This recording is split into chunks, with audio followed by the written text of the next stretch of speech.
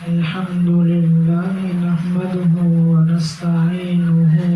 أما بعد فأعوذ بالله من الشيطان الرجيم بسم الله الرحمن الرحيم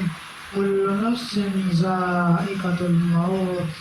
ہر ذی روح نے موت کا ذائقہ چکھنا ہے۔ آج کا میرا موضوع جو ہے عذاب قبر، کہ اس عذاب قبر کیسا ہوگا، اور وہ سن کر ہر آدمی کو چونک جانا چاہیے کہ مجھے بھی صحیح زندگی گزارنی چاہیے تاکہ میں عذاب قبر سے بچ سکوں۔ تو سب کو میری طرف سے السلام علیکم ورحمۃ اللہ وبرکاتہ۔ اہل سنت والجماعت کے عقیدے میں عذاب قبر حق ہے۔ جس طرح مومنین صالحین کو قبر میں آرام ملتا ہے اور خوشی کے ساتھ قیامت تک رہنا ہوتا ہے، اسی طرح کافروں اور بدکاروں کو قبر میں عذاب ہوتا ہے۔ احادیث شریفہ سے باتیں ثابت ہیں۔ حضرت عائشہ رضی اللہ عنہا کے پاس ایک یہودی عورت آئی اور اس نے ان کے سامنے عذاب قبر کا تذکرہ کیا اور کہا، اعاذک اللہ من عذاب القبر، تجھے اللہ عذاب قبر سے پناہ میں رکھے۔ حضرت عائشہ رضی اللہ عنہ نے حضرت صلی اللہ علیہ وسلم سے اس کے متعلق سوال کیا تو آپ نے فرمایا، نعم عذاب القبر حق، ہاں قبر کا عذاب حق ہے۔ حضرت عائشہ رضی اللہ عنہ فرماتی ہیں کہ اس کے بعد حضرت رسول کریم صلی اللہ علیہ وسلم نے جب بھی نماز پڑھی قبر کے عذاب سے ضرور اللہ کی پناہ مانگی۔ حضرت عثمان غنی رضی اللہ عنہ جب کسی قبر کے پاس کھڑے ہوتے تو اس قدر روتے کہ داڑھی مبارک تر ہو جاتی تھی۔ سوال کیا گیا کہ آپ جنت اور دوزخ کا تذکرہ کر کے نہیں روتے اور قبر کو دیکھ کر اس قدر روتے ہیں؟ حضرت عثمان رضی اللہ عنہ نے جواب دیا کہ رسول اللہ صلی اللہ علیہ وسلم نے فرمایا ہے کہ بے شک قبر آخرت کی منزلوں میں سے ایک منزل ہے، سو اگر اس سے نجات آئی تو اس کے بعد کی منزلیں اس سے زیادہ آسان ہیں، اگر اس سے نجات نہ پائی تو اس کے بعد کی منزلیں اس سے زیادہ سخت ہیں۔ عذاب قبر میں جو ہے اس کے متعلق حضرت ابو سعید خدری رضی اللہ عنہ سے روایت فرماتے ہیں کہ رسول اللہ صلی اللہ علیہ وسلم نے ارشاد فرمایا کہ قبر میں کافر پر ضرور 199 اژدہے مقرر کر دیے جاتے ہیں جو قیامت تک اسے ڈستے رہتے ہیں۔ ان کے ذریعے کا زہر کا یہ عالم ہے کہ اگر ان میں سے ایک بھی زمین پر پھونکا مار دے تو زمین بالکل سبز نہ اگائے، یعنی ان کے زہر کا یہ اثر ہے کہ ان میں سے ایک اژدہا بھی اگر ایک دفعہ زمین کی طرف پھونکا مار دے تو اس کے زہر کے اثر سے زمین گھاس کا ایک تنکا بھی اگانے کے قابل نہ رہے۔ آج کل کے آلات جنگ جیسے ایٹم بم وغیرہ دیکھ کر اس ارشاد نبی صلی اللہ علیہ وسلم کے سمجھنے میں ذرا بھی تعامل کی گنجائش نہیں رہتی۔ حضرت برا بن عازب رضی اللہ عنہ کی ایک روایت میں ہے کہ رسول اللہ صلی اللہ علیہ وسلم نے ارشاد فرمایا کہ جب کافر جواب دیتا ہے کہ ہاں ہاں مجھے پتہ نہیں، تو آسمان سے منادی آواز دیتا ہے کہ اس نے جھوٹ کہا، اس کے نیچے آگ بجھا دو اور اسے آگ کا پہنا دو اور اس کے لیے دوزخ کا ایک دروازہ کھول دو، کیونکہ دروازہ کھول دیا جاتا ہے جس کے ذریعے دوزخ کی تپش اور سخت گرم لو آتی رہتی ہے اور اس کی قبر تنگ کر دی جاتی ہے، یہاں تک کہ اس کی پسلیاں ادھر سے ادھر ہو جاتی ہیں۔ پھر اس کے عذاب دینے کے لیے ایک عذاب دینے والا مقرر کر دیا جاتا ہے۔ جو اندھا اور بہرا ہوتا ہے اس کے پاس لوہے کا گرز ہوتا ہے، جس کی حقیقت یہ ہے کہ اگر وہ پہاڑ پر مار دیا جائے تو پہاڑ ضرور مٹی ہو جائے۔ پھر ارشاد فرمایا کہ اس گرز کو ایک مرتبہ مارتا ہے تو اس کی آواز کو انسان اور جنات کے علاوہ قرب یعنی درمیان کی ساری مخلوق سنتی ہے۔ ایک مرتبہ مارنے سے وہ مٹی ہو جاتا ہے اور پھر روح لوٹا دی جاتی ہے۔ اسی طرح بہت ساری یہ چیزیں آتی ہیں اور قرآنی آیات سے بھی پتہ چلتا ہے کہ عذاب قبر کتنا سخت ہے۔ ان الذين يخشون ربهم بالغیب لهم مغفرة واجر کریم۔ بلا شبہ جو لوگ اپنے رب سے بن دیکھے ڈرتے ہیں ان کے لیے مغفرت ہے اور بڑا اجر ہے۔ اگر دوزخ اور جنت اور برزخ کے حالات آنکھوں سے دکھا دیے جائیں تو پھر ایمان بالغیب نہ رہے اور سب مان لیں اور مومن ہو جائیں، مگر خدا کے یہاں آنکھوں سے دیکھے ہوئے پر ایمان لانا معتبر نہیں ہے۔ اسی وجہ سے مرتے وقت ایمان لانے کا اعتبار نہیں ہے، کیونکہ اس وقت عذاب کے فرشتے نظر آتے ہیں۔ فَلَمْ يَكُنْ يَنْفَعُهُمْ إِيمَانُهُمْ لَمَّا رَأَوْا بَأْسَنَا، سو ان کو ان کا ایمان لانا نفع مند نہ ہوا جبکہ انہوں نے ہمارا عذاب دیکھ لیا۔ جب قیامت کو اٹھ کھڑے ہوں گے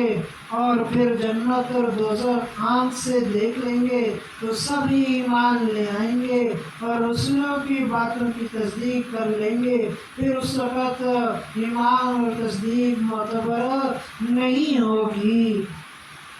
اسی طرح چند اور آیات اور اسی طرح زمین کا میت سے بات کرنا۔ حضرت ابو سعید خدری رضی اللہ عنہ روایت کرتے ہیں کہ ایک روز رسول خدا صلی اللہ علیہ وسلم باہر تشریف لائے تو آپ نے لوگوں کو دیکھا کہ کھل کھلا کر ہنس رہے ہیں، جس کی وجہ سے ان کے دانت باہر نکلے ہوئے تھے۔ ان کا یہ حال دیکھ کر آپ نے ارشاد فرمایا کہ خبردار، بلا شبہ اگر تم لذتوں کو کاٹنے والی چیز یعنی موت کو کثرت سے یاد کرتے تو تم کو میں اس حال میں نہ دیکھتا، لہذا تم لذتوں کو کاٹنے والی چیز یعنی موت کو کثرت سے یاد کرو، کیونکہ قبر پر کوئی دن ایسا نہیں گزرتا جس دن وہ یہ نہ کہتی ہو کہ میں بیگانی کا گھر ہوں، میں تنہائی کا گھر ہوں، میں مٹی کا گھر ہوں،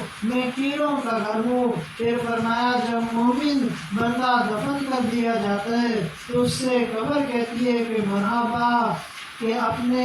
ہی گھر آیا، سمجھ لے بلا شبہ تو مجھے ان سب سے زیادہ محبوب تھا جو مجھ پر چلتے ہیں۔ سو جب تم آج میرے سلوک کر دیا گیا اور میرے پاس آ گئے تو اب میرا سلوک دیکھے گا، میں تیرے ساتھ کیسا اچھا سلوک کرتی ہوں۔ اس کے بعد جہاں تک نظر پہنچتی ہے وہاں تک قبر کشادہ ہو جاتی ہے اور اس کے لیے جنت کا ایک دروازہ کھول دیا جاتا ہے۔ ہمیں چاہیے کہ ہم سورۃ ملک اور سورۃ الف لام میم سجدہ پڑھیں۔ حضرت عبداللہ بن عباس رضی اللہ عنہ سے روایت ہے کہ حضرت صلی اللہ علیہ وسلم کے ایک صحابی رضی اللہ عنہ نے ایک قبر پر خیمہ لگایا اور ان کو پتہ نہ تھا کہ یہ قبر ہے۔ خیمے میں بیٹھے بیٹھے اچانک دیکھتے کیا ہے کہ اس میں ایک انسان ہے جو سورہ تبارک الذی بیدہ الملک پڑھ رہا ہے۔ پڑھتے پڑھتے اس نے پوری سورت ختم کر دی۔ یہ واقعہ انہوں نے حضرت رسول کریم صلی اللہ علیہ وسلم کی خدمت میں عرض کیا تو آپ نے فرمایا یہ سورت عذاب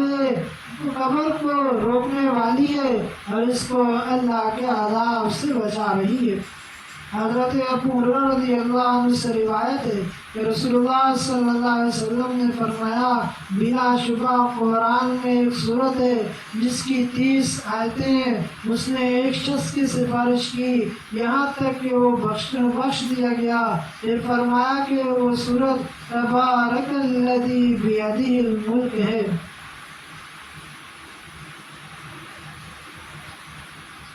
لہذا ہمیں چاہیے کہ عذاب قبر سے بچنے کی جو صورتیں احادیث مبارکہ میں بتائی گئی ہیں ان پر عمل کریں، انشاءاللہ ہم ضرور بچیں گے عذاب قبر سے۔ تو ہمیں چاہیے کہ ہم ان چیزوں پر عمل کریں، اگر ہم ان پر عمل نہیں کریں گے تو ہمارا بچنا بہت ہی مشکل ہو جائے گا، اس لیے کہ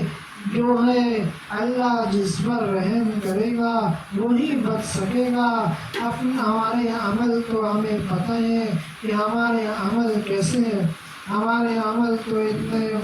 ایسے کمزور ہیں کہ پتہ نہیں کہ وہ قبول ہوں گے یا نہیں ہوں گے۔ ایک سورۃ کہف میں فرمایا اللہ تبارک و تعالی نے یوم نقول لجہنم هل امتلأت وتقول هل من مزید، جس دن کہ ہم دوزخ سے کہیں گے کیا تو بھر گئی، وہ کہے گی کہ کیا کچھ اور بھی ہے۔ حضرت انس رضی اللہ عنہ سے روایت ہے کہ حضرت صلی اللہ علیہ وسلم نے فرمایا دوزخ میں دوزخی ڈالے جاتے رہیں گے، وہ کہتی رہے گی کیا اور بھی ہے، یہاں تک کہ اللہ رب العزت اس میں اپنا قدم رکھ دیں گے جس کی وجہ سے سمٹ جائے گی اور کہے گی کہ آپ کی عزت اور کرم کی قسم بس بس، اور جنت میں فاضل جگہ باقی ہی رہتی جائے گی، یہاں تک کہ اللہ تعالیٰ نئی مخلوق پیدا فرما کر اسی فاضل جگہ میں بسا دیں گے۔ تو اللہ تعالیٰ سے دعا ہے کہ اللہ تعالیٰ ہمیں بھی دوزخ اور جتنے بھی دوسرے عذاب ہیں ان سے بچنے کی توفیق نصیب فرمائے۔ اسی طرح سورہ آل عمران میں اللہ تبارک و تعالیٰ نے فرمایا کل نفس ذائقۃ الموت وانما توفون اجورکم یوم القیامہ فمن زحزح عن النار وادخل الجنة فقد فاز وما الحیاة الدنیا الا متاع الغرور۔ ہر جان کو موت کا مزہ چکھنا ہے اور تم کو پورے بدلے قیامت ہی کے روز ملیں گے۔ سو جو شخص دوزخ سے بچا لیا گیا جنت میں داخل کیا گیا بس وہ کامیاب ہوا، اور دنیاوی زندگی دھوکے کے سوا کچھ بھی نہیں ہے۔ یہ جو ہے دنیاوی زندگی جو ہے یہ دھوکے کا سامان ہے۔ اللہ رب العزت نے جب حضرت آدم علیہ السلام اور حوا علیہ السلام کو زمین میں بھیجا تھا تو فرما دیا تھا کہ جو میری ہدایت کا اتباع کرے گا سو نہ گمراہ ہوگا نہ شقی ہوگا، اور یہ بھی فرما دیا تھا کہ جو میری ہدایت کی پیروی کرے گا سو ایسوں پر نہ کچھ اندیشہ ہوگا، نہ ایسے لوگ غمگین ہوں گے، اور جو کفر کریں گے اور جھٹلائیں گے ہمارے احکام کو یہ دوزخ والے ہوں گے، اس میں ہمیشہ رہیں گے۔ اسی طرح اللہ تبارک و تعالی نے ایک آیت فرمائی ہے، اس میں ہم سب کو عبرت اور نصیحت حاصل کرنے کی ضرورت ہے۔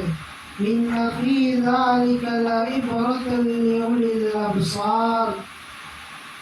کہ بے شک اس میں عبرت ہے عقل مند والوں کے لیے۔